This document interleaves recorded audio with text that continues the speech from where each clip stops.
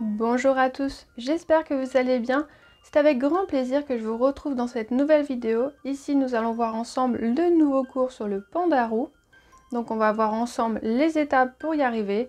Donc c'est parti. Donc dans un premier temps, il faut faire une bonne esquisse. Dans le cours, j'utilise la technique des quadrillages. Celle-ci me permet d'être le plus proche possible de mon modèle.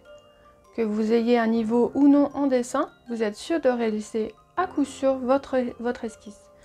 Vous pouvez également travailler à main levée ou même décalquer. Je fournis l'esquisse du modèle du dessin. Deuxième étape, nous allons faire ensemble un fond. Le fond est facultatif, vous êtes libre ou non de faire un fond. Donc j'ai choisi l'option de faire avec des bâtonnets. Il est tout à fait possible également d'utiliser des crayons. Le but étant de prendre des crayons qui sont assez tendres ou des bâtonnets tendres pour avoir un joli rendu fondu. Deuxième étape ici ou troisième étape, on va venir faire le regard et la truffe. Donc cela me permet tout de suite d'avoir un bon point d'accroche et d'avoir le regard de notre animal. Ça sera plus sympa pour venir ensuite faire la couleur tout autour. En temps normal, j'aime bien commencer par l'oreille, mais ici j'ai eu envie de commencer par le regard. Donc c'est bien de changer en fonction de ses envies. Il ne faut pas se les laisser bloquer, il faut vraiment faire en fonction de ce qu'on a envie. Ensuite, j'ai bien taillé mon crayon pour venir faire les petits détails de l'oreille. Et ensuite, pour continuer, avec un crayon, je vais venir faire les fondus pour venir faire les détails par-dessus. Donc ici, j'ai décidé d'utiliser la technique des crayons. On peut bien sûr faire avec des bâtonnets, mais comme le sujet est plutôt court, plutôt petit, c'est plus facile de faire au crayon. Et puis j'aime bien mixer les deux techniques également.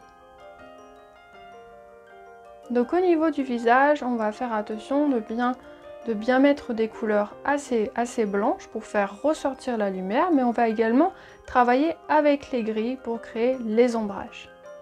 Donc ici j'utilise des Carbotello, mais il est tout à fait possible d'utiliser des Faber-Castell Pitt qui ont des magnifiques gris également.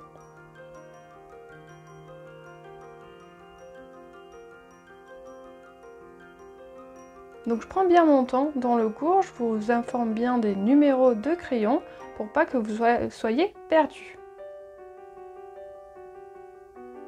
Alors si vous découvrez le pastel sec, je vous invite à participer à ma formation qui est offerte.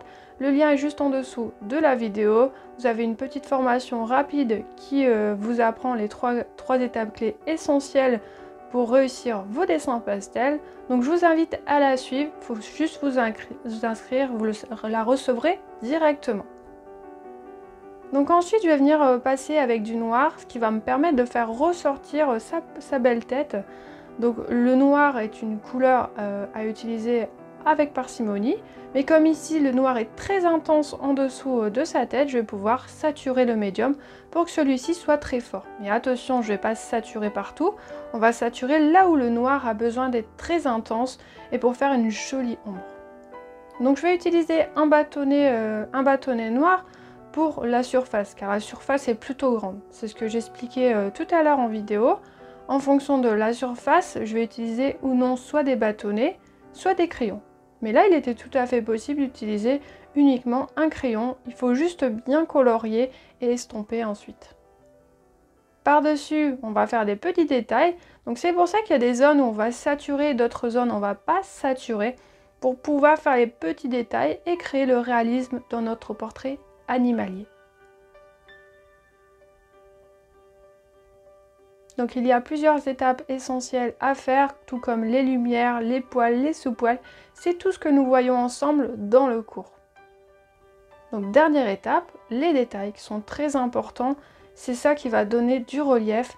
Donc on va utiliser des couleurs un peu plus fortes. On va de temps en temps utiliser des carandaches. On va pouvoir utiliser également des bâtonnets par-dessus pour faire ressortir vraiment les derniers effets. Donc comme je vous disais, le panda fait partie du pack cours mix. Donc ici il y a 12 cours, différents thèmes. Cela regroupe les cours qui ont été demandés par les élèves tout récemment. Donc si vous souhaitez plus d'infos sur les cours, je vous invite à aller en lien de description. Il y aura marqué pack de 12 cours, pack mixte.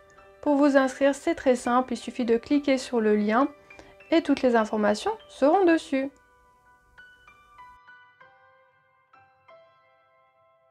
Donc n'hésitez pas, si vous voulez un peu plus d'informations, envoyez-moi un mail à art@celinevasseur.com. Je me ferai un plaisir de vous aider, également de parler au niveau de vos pastels. J'ai toujours plaisir à les voir, donc n'hésitez pas à me les envoyer par mail.